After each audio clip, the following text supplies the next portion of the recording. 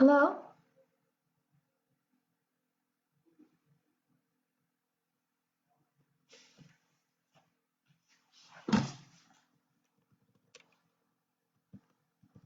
Hello?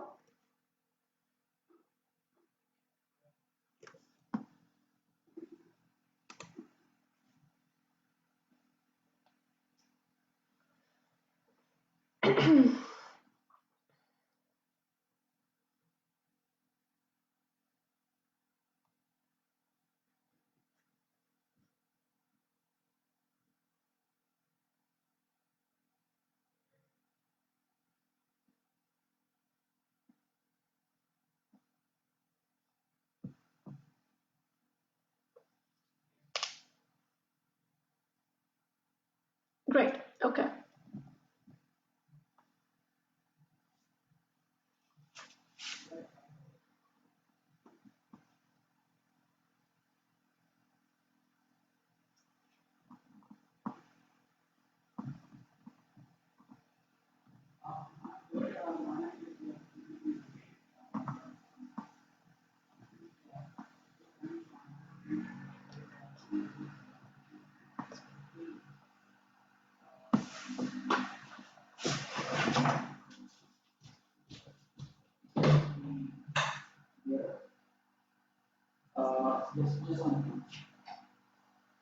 Yeah. Okay, so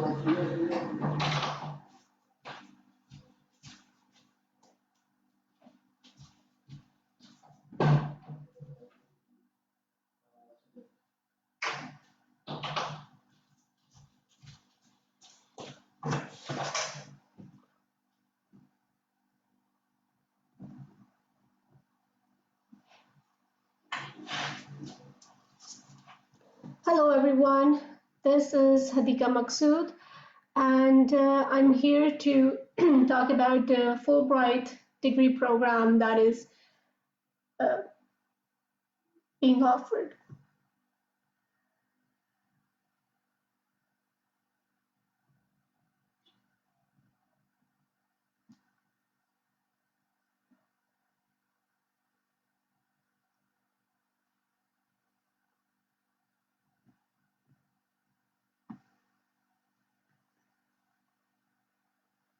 Hello, everyone. This is Hadika Maksud, and I'm going to talk about Fulbright degree program that is offered by USCFP, and I'm going to talk about the application and the procedure involved in it. So let's go ahead. These are the contents. So we'll talk about the ineligibility of the scholarship and what's included in it, the application form, what's in the form, and the documents that are required. I'll go through the presentation, and in the end, we can go through your questions and I can answer those. So, Fulbright in Pakistan, it's actually a flagship project, and United States Educational Foundation in Pakistan. It's a bilingual, binational commission, which means Pakistan government and U.S. government are working together. This was established in 1950, so it's 70 years now, and USCFP administers the Fulbright program. So what you have to do is you have to get connected to them. And I'm sharing the link here. It's on the slide. You can see you have to go there to get registered with them. The best part is Pakistan has the largest Fulbright program in the world, which means हमारे हमारे country से सबसे ज़्यादा students US जाते हैं on this program. All right. Now, ये एक flyer है और the basic thing is that to get started from Fulbright, you have to look at this flyer. A very comprehensive flyer. इसमें सारी information है, starting from कौन से year of scholarship है, सारी adequate information provided है इसके अंदर, और you also have a deadline कि किस deadline पे वो स्कॉलरशिप आपको सबमिट करनी है, एप्लीकेशन सबमिट करनी है. तो फॉर एग्जांपल यहाँ पे लिखा है 2021, which means that the scholarship is for 2021 and 2020 में ये शुरू होगा, तो हर फुलब्राइट स्कॉलरशिप एक साल पहले से शुरू हो जाता है उसका प्रोसीजर, और उसकी एप्लीकेशन जो है वो एक साल पहले सबमिट करानी होती है। अच्छा, नाउ वन मोर थिंग कि ये कोऑर्डिनेशन में है in the institute of international education. This is a step next कि जिसमें ये पता चलता है कि after you work with USCFP then institute of international education IIE से आप कनेक्ट हो जाते हैं। दी एप्लीकेशंस जो USCFP की जो फुलब्राइट की होती है वो मिड मार्च से मई तक होती हैं, बट इस साल वी हैव एन एक्सेप्शन। हमारी इस साल की डेडलाइन जून 15 है, and this is because of the COVID-19 situation. तो दैट्स अ गुड थिंग कि थोड़ा और टाइम है to look into the material and to apply. Okay, usually around 150 to 170 applicants जाते हैं from Pakistan, and that is a big number, which makes it the largest opportunity. And plus minus 10 हो जाते हैं depending के किस साल कितनी funding available है. The acceptance rate is 5 to 7%, जिसका मतलब है कि जितनी भी एप्लीकेशंस आती हैं USCFP के पास उसमें से 5 से 7% की एक्सेप्टेंस होती है, but the point is that you still have a chance. Still every year बहुत सारे स्टूडेंट्स जा रहे हैं, और अगर एक साल नहीं होता तो आप अगले साल अप्लाई करें। तो द पॉइंट इज कि इस प्रोसेस, इस स्कॉलरशिप में बहुत ज़्यादा चांस है for you to go ahead, and I tell you कि कितनी अच्छी स्कॉलरशिप पैकेज है ये आपके लिए। तो फाइंड अ प्रोग्राम ऑफिसर मैंने यहाँ पे लिखा है just because this is a person जिससे आप कनेक्ट होते हैं USCFP में। So you will get a programme officer जिससे आपकी सारी। अच्छा, now comes applicants eligibility. What makes you eligible? You have to be a Pakistani citizen. आपको पाकिस्तान में ही रिजाइड होना है, आप किसी और कंट्री में नहीं हो सकते at the time of application. अब अगर if you are applying for masters तो आपको 16 ईयर्स ऑफ एजुकेशन चाहिए, और 16 ईयर्स ऑफ एजुकेशन का मतलब है अंडर ग्रेड तक, 4th ईयर अंडर ग्रेड तक आपकी एजुकेशन हो by the end of December of the previous year. अगर आपने डॉक्टरेट के लिए अप्लाई करना है जो कि PhD प्रोग्राम है, तो आपकी 18 ईयर्स ऑफ एजुकेशन होनी चाहिए, जिसमें MPhil, MSc, ME ये सब इंक्लूडेड होता है। यूजुअली अगर आपके पास वर्क एक्सपीरियंस है जो कि टीचिंग में है या रिसर्च में है या किसी पब्लिक सेक्टर पाकिस्तान में, तो ये डिज़ायरेबल है, लेकिन इट्स नॉट नेसेसरी और it's not a mandatory thing जिससे आपकी एप्लीकेशन रिजेक्ट हो जाए। इसके अलावा GRE score which is a graduate record examination, ये टेस्ट होता है, ये मैंडेटरी है। So everyone has to give that before going abroad, और ये एप्लीकेशन के साथ आप सबमिट करते हैं। फिर आपको एक कमिटमेंट है इस एप्लीकेशन के साथ which is committing to returning. So once you are done with the programme, जब आपका पूरी प्रोसेस 2 साल का या डॉक्टरेट ख़त्म हो जाए, आपको पाकिस्तान वापस आना है, और आपको यहाँ पे नौकरी करके basically you have to serve the country जो भी आपने नॉलेज वहाँ पे गेन की है। अच्छा, अब आती है इनएलिजिबिलिटी। तो if you are a dual national, यानी कि अगर आपके पास US सिटीजनशिप है और पाकिस्तानी सिटीजनशिप है, तो आप एलिजिबल नहीं हैं। आप तब भी एलिजिबल नहीं है अगर आपके स्पाउस, पार्टनर, पेरेंट, फियांसे या चाइल्ड जो है वो US सिटीजन है या उसके पास परमानेंट रेजिडेंस है। इसके अलावा if you are an employee of a Fulbright organization या department of state of US, तो भी आपकी एलिजिबिलिटी नहीं होती। फिर रेफरेंस जो है वो उनको दी जाती है जिनको पहले कोई ग्रांट ना मिली हो, फुलब्राइट स्टूडेंट ग्रांट। और उसके अलावा you don't persons already studying in the US are also not eligible, so you have to be in Pakistan to do the application process. अच्छा, अब आता है कौन कौन से एकेडमिक डिसिप्लिन्स हैं जो काउंट होते हैं। तो fields that are encouraged are energy, water sector, environmental sciences, urban planning, public health, education, journalism, and when I was in US, तो मेरे भी काफ़ी जितने भी मेरा बैच था, मेरे कोहॉर्ट में भी इसी से रिलेटेड काफ़ी सारे स्टूडेंट्स थे, लेकिन इसका मतलब ये नहीं है कि दूसरी फील्ड्स एलिजिबल नहीं है या वो अप्लाई नहीं कर सकते। बिल्कुल कर सकते हैं, सिर्फ इसलिए इनकरेज हो रहे हैं ये वाली fields just because Pakistan needs these kind of fields more. उसके अलावा इनएलिजिबल एकेडमिक फील्ड जो है वो क्लिनिकल मेडिसिन है, तो उसके अलावा you can apply to anything, you can even apply to a law degree. Now comes के इसके अंदर इंक्लूडेड क्या है। तो जो मास्टर्स प्रोग्राम होता है जिसके लिए भेजा जाता है वो 1 से 2 साल की फंडिंग होती है। कुछ यूएस में प्रोग्राम्स हैं जो 1 साल के भी होते हैं और कुछ जो यूजुअल है प्रोसीजर वो 2 साल का है, तो उन दोनों के लिए फंडिंग मिलती है। पीएचडी के लिए 4 years फंडिंग होती है और 5 years तक वो फंडिंग जा सकती है डिपेंडिंग ऑन द सिचुएशन। अच्छा, इस पूरे पैकेज में जो चीज़ इंक्लूडेड है वो है आपकी ट्यूशन, फुल ट्यूशन यूएस की जो भी आपकी यूनिवर्सिटी है जिसमें एडमिशन होगा वो सारी कवर्ड होती है। उसके अलावा आपको टेक्स्ट बुक्स के पैसे मिलते हैं और ये पैसे मिलते हैं आपको ट्वाइस अ ईयर, तो डिवाइड होते हैं जनवरी और जून के टाइम पीरियड में और उस तरह आपको वो स्टाइपेंड में इंक्लूडेड होके मिल जाते हैं। फिर एयर फेयर इंक्लूडेड होता है, तो return ticket from Pakistan to US and then back for masters included है, और पीएचडी के लिए आपको एक एडिशनल टिकट मिलती है, वो भी फुल ब्राइट पे करता है और उसका रीज़न ये होता है कि हमें जो वीज़ा मिलता है दैट्स J1 और उसके लिए वी हैव टू, वो सिर्फ 2 साल के लिए वैलिड होता है, तो we have to go back और हमें फिर से अप्लाई करना होता है और फिर वीज़ा रिन्यू करना होता है फॉर द नेक्स्ट 2 years। तो वो वाली टिकट भी हम ये इंक्लूड करके देते हैं फॉर पीएचडीज।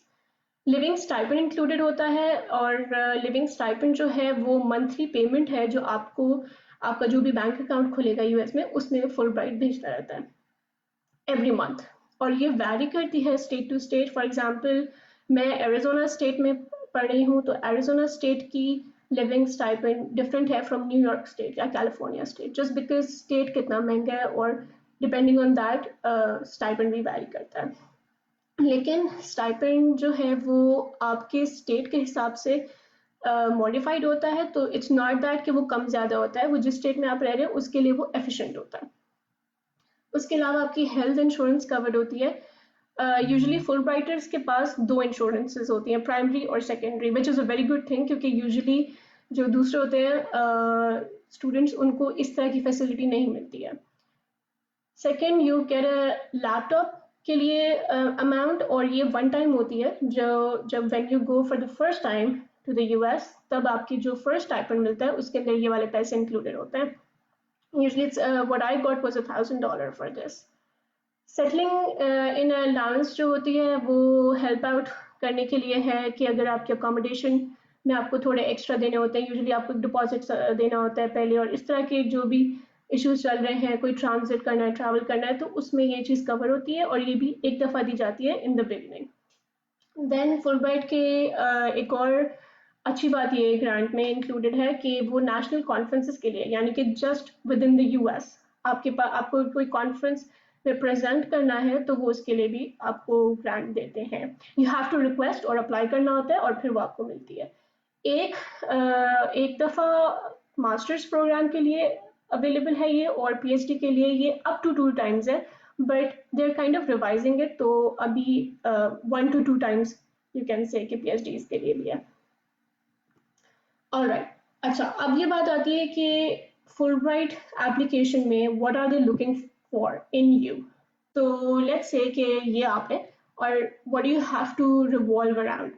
आपकी एप्लीकेशन फॉर्म जो कि स्ट्रांग होनी चाहिए, ट्रांसक्रिप्ट और टेस्ट स्कोर्स। अब ट्रांसक्रिप्ट जो है वो अंडरग्रेड की डिग्री और मार्कशीट, उससे पहले कॉलेज की। टेस्ट स्कोर्स में जीआरई स्कोर और टोफल का स्कोर शामिल है। एसेज में और राइटिंग सैम्पल में एप्लीकेशन के अंदर एसेज होते हैं, वो मैं आगे जाके भी बताऊंगी, वो इंक्लूडेड है। लेटर्स ऑफ रेफरेंसेस, सो ये भी मैं आगे जाके एक्सप्लेन करूंगी, they are also included. Then awards and volunteer work, कि अगर आपने कोई अवार्ड किया है, कोई ऑनर्स मिले हैं आपको, कोई कोई भी volunteer work through out your studies किया है तो डू मेंशन दैट, वो बोनस की तरह काउंट होता है। द अदर बोनस इज कि अगर आपने कोई रिसर्च वर्क किया है या कोई इंटर्नशिप की है, यूजुअली अंडरग्रेड में इंटर्नशिप्स कर रहे होते हैं बच्चे, तो that's a really good point, do mention that. अच्छा, एक चीज़ जो है, व्हेन यू रजिस्टर योरसेल्फ यूएससीएफपी से आप कनेक्ट होंगे, आपको एक प्रोग्राम ऑफिसर असाइन होगा विच आई जस्ट एक्सप्लेन। फिर आप बैक एंड फोर्थ ईमेल्स के थ्रू उनसे कोऑर्डिनेट करेंगे। यूजुअली यूएससीएफपी जो है वो वर्कशॉप्स कंडक्ट कराता है, टेस्ट्स के लिए प्रिपरेशन कराता है, and those are really helpful and they're also free of cost. तो इनका पूरा बहुत अच्छा पैकेज बना हुआ है, you just have to stay connected to them and they do help you out with the process. फिर प्लस पॉइंट ये है कि once you give your application they are with you the whole time, और वो ही आपके visa processing भी करते हैं। तो एंड देन ये मैंने एक्सप्लेन किया कि you also get connected to IIE advisor after your process. फिर एक टिप जो मैंने भी एक्सपीरियंस की है वो है कि let's say when you are in US, अपने प्रोग्राम ऑफिसर को और अपने IIE एडवाइजर को इन्फॉर्म रखें of any updates. For example, अगर आप किसी कॉन्फ्रेंस में जा रहे हैं या कहीं पे आपने अपना पोस्टर प्रेजेंट किया है, तो जस्ट कीप देम इन्फॉर्म्ड। ये थोड़ा आपकी प्रोफाइल डेवलप करने का तरीका है। Now coming to the checklist, तो सबसे पहला स्टेप जो है वो है एप्लीकेशन को देखना। तो एप्लीकेशन के लिए मैंने यहाँ पे एक लिंक लिखा है जो आप you can just go and have a look and start your application from here. और लेट्स हैव अ लुक कि मैं एक एक करके बताती हूँ कि एप्लीकेशन में इंक्लूडेड क्या है। So the first thing is, अच्छा एप्लीकेशन काफ़ी लंबी होती है, तो मैंने सिर्फ कुछ मेजर पॉइंट्स कवर किए हैं इस प्रेजेंटेशन में। तो सबसे पहली चीज़ है, दे हैव अ क्वेश्चन जिसमें आपको proposed major field of study लिखना होता है। जैसे मैं वाटर रिसोर्सेज इंजीनियरिंग में हूँ, तो फिर मैं अपना वाटर रिसोर्सेज इंजीनियरिंग के बारे में लिखूंगी यहाँ पे कि मैं ये पढ़ना चाह रही हूँ और फिर मैं ये क्यों पढ़ना चाह रही हूँ। तो 75 वर्ड्स में you have to answer this thing whatever your interest is. फिर फ्यूचर प्लान में यू हैव टू मेंशन कि इस पढ़ाई से क्या क्या प्लानिंग है, what do you want out of this studies। तो this comes with this again 75 words का आंसर लिखना होता है। देन कम्स द एजुकेशन, तो इसमें एजुकेशन बैकग्राउंड देना होता है, और उसमें जस्ट अगर मास्टर्स के लिए है तो बैचलर्स, कॉलेज और स्कूल, तो जस्ट कीप एंटरिंग। और फिर उनकी एप्लीकेशन में एक पूरा टेबल होता है कि किस साल पढ़ा है और क्या रिजल्ट आया है, तो CGPA या परसेंटेज जो होती है वो सारी इसमें मेंशन करनी होती है। एकेडमिक ऑनर्स और prizes, for example you have won first prize in some competition या किसी कॉन्टेस्ट में लिया है, तो ये उस चीज़ में वो वाली सारे पॉइंट्स इस टॉपिक इस हेडिंग के अंदर इंक्लूडेड होंगे। इसके अलावा membership in professional societies, so this is another point, और अगर किसी ने अभी तक ये चीज़ नहीं की है तो प्लीज़ लुक अहेड, ये भी काउंट होता है, ज़रा एडिशनल काउंट हो जाएगा। For example, if I'm a civil engineer, तो जो सिविल इंजीनियरिंग सोसाइटी है which is a professional society, उसमें just get yourself a membership, और यूजुअली कुछ फ्री होती हैं, कुछ की मिनिमल फ़ी होती है। तो लुक विद योर यूनिवर्सिटी, अपने प्रोफेसर से बात करें about getting involve in these professional societies.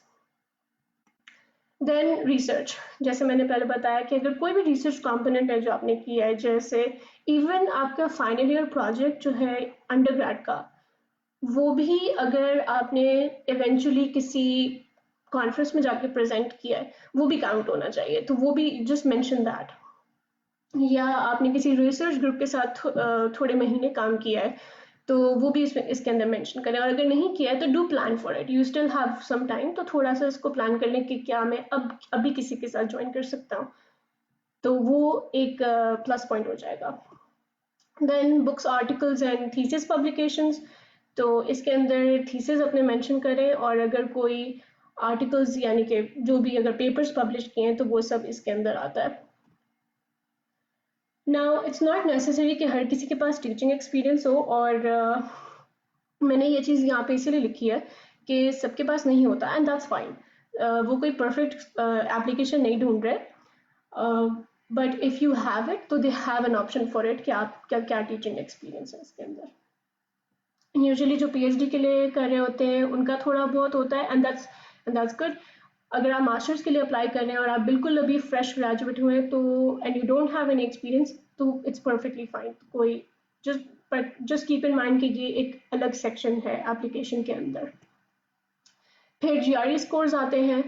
GRE scores जो है आपको जीआरई टेस्ट देना होगा, जो कि एप्लीकेशन से पहले या उसके दौरान या थोड़ा सा टाइम और मिलता है कभी कभी, उसमें आपको देना होता है और फिर सबमिट कराना होता है। जीआरई इटसेल्फ एक सेपरेट टॉपिक है, लेकिन जस्ट टू टेल यू कि इस साल के लिए for 2020 the deadline is June 15।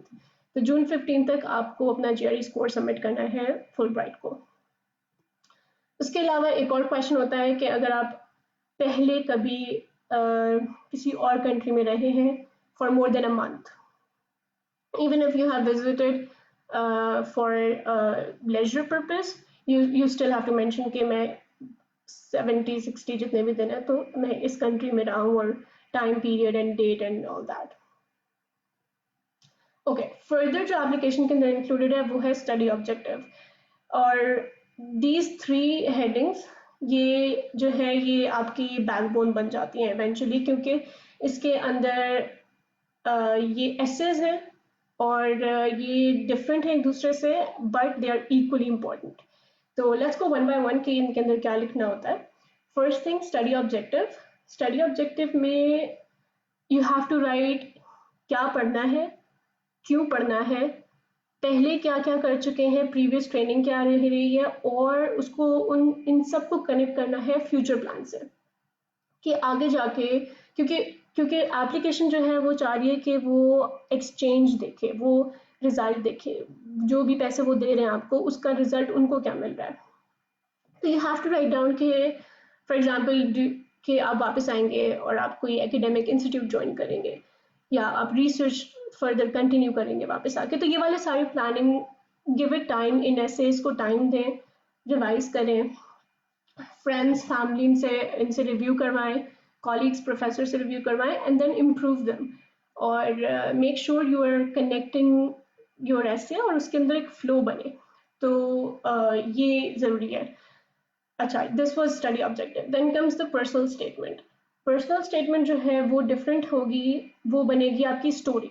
So think of it this way कि लेट्स से आप आप वहाँ पे नहीं है बताने के लिए कि आप कौन हैं, क्या करके आए और क्या करना चाहते हैं, और आप जो यहाँ तक पहुँचे हैं तो किस चीज़ ने आपको यहाँ तक पहुँचाया। You are not there to tell your story, तो this essay is your story. तो इमेजिन दिस एज कि ये ही आपके लिए बोलेगा, ये वाला ऐसे आपके लिए बोलेगा।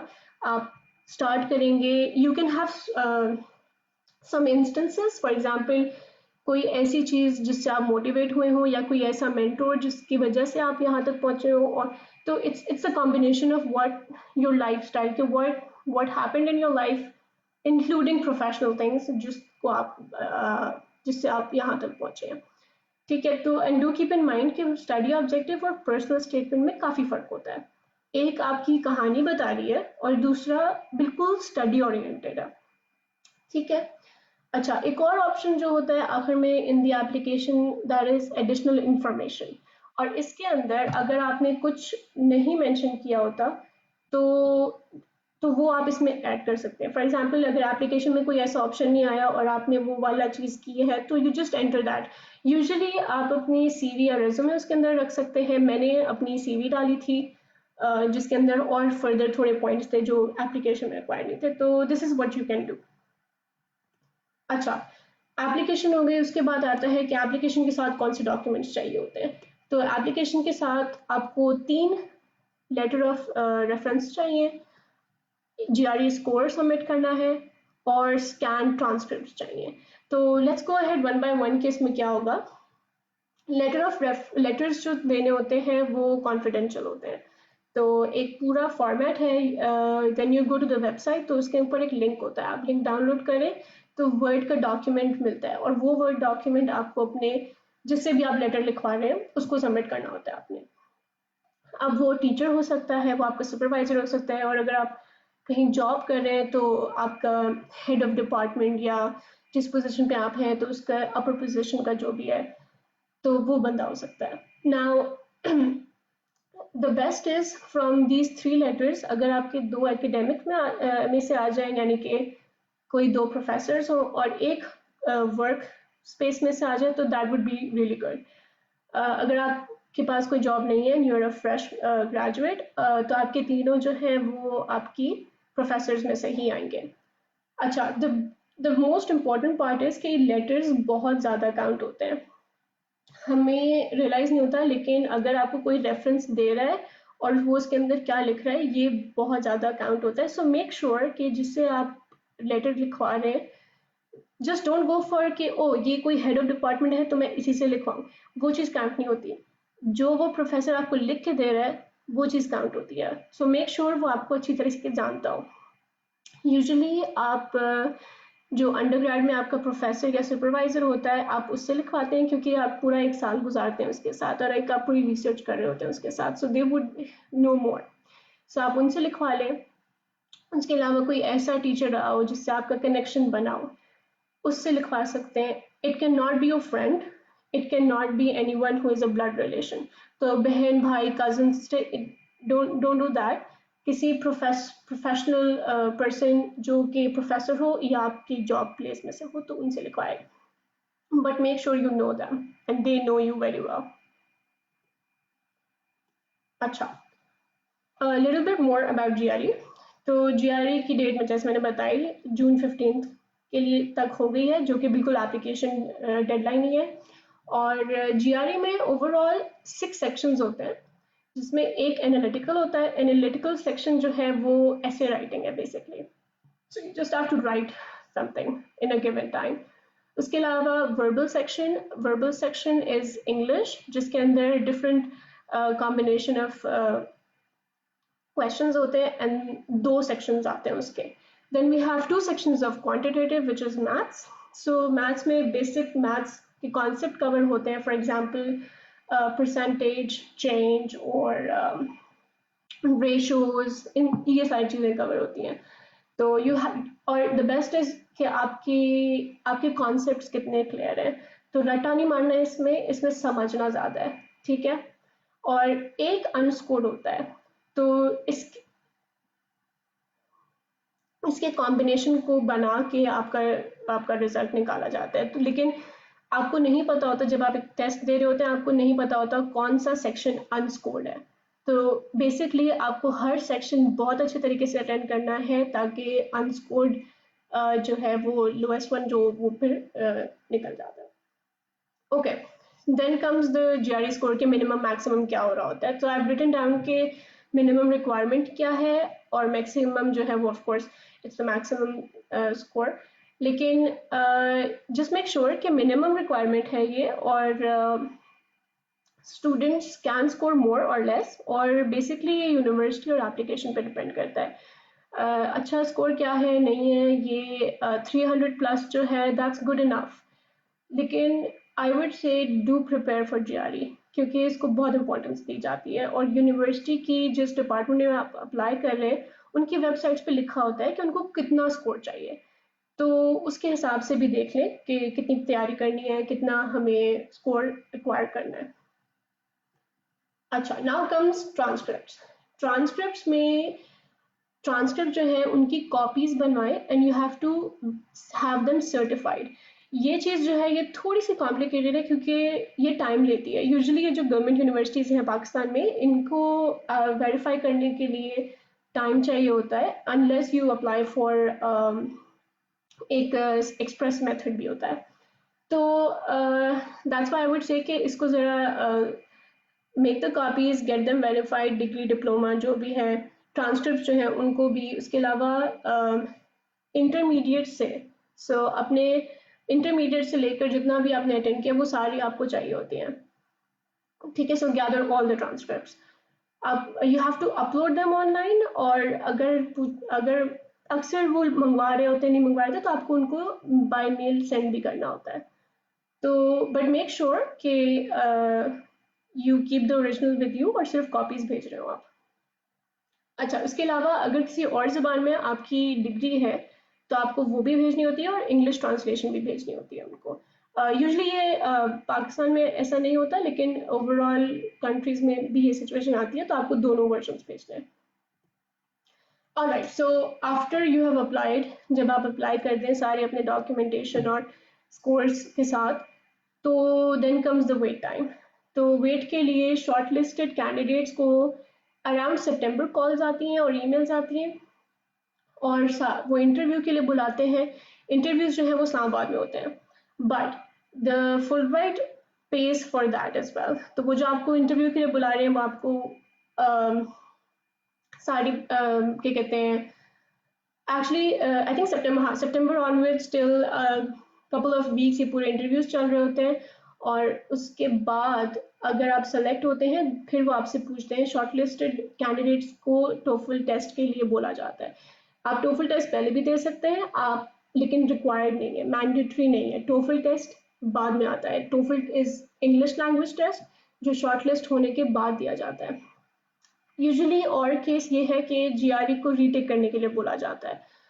जिनका स्कोर गुड इनफ नहीं होता तो GRE Fulbright ask them to give GRE, और गुड पार्ट इज कि वो एक दफ़ा और देने के लिए वो खुद ही पे करते हैं आपको, तो वो एक वाउचर देंगे and then you apply for the GRE and give the test again.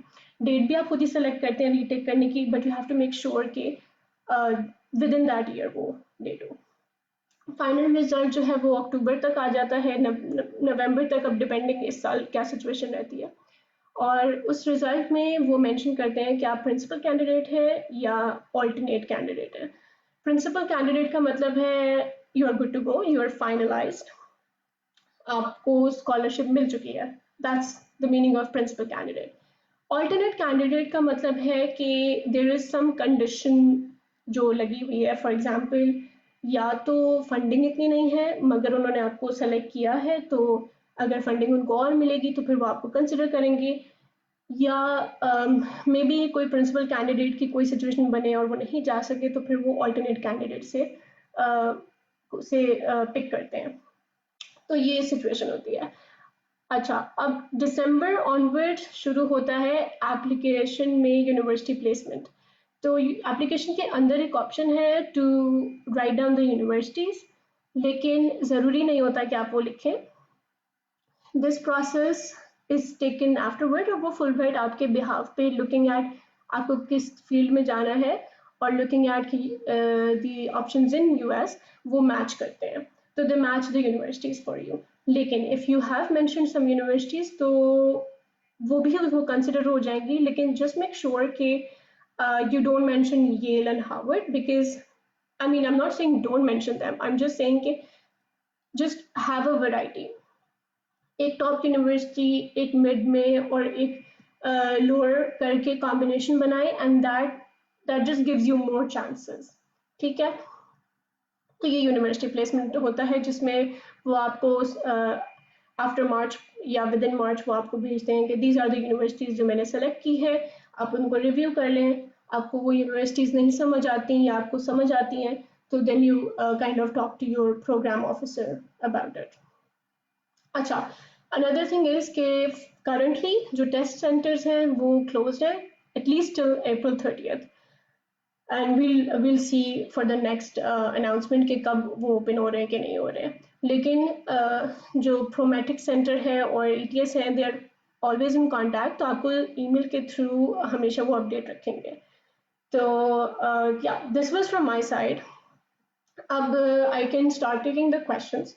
I'll stop my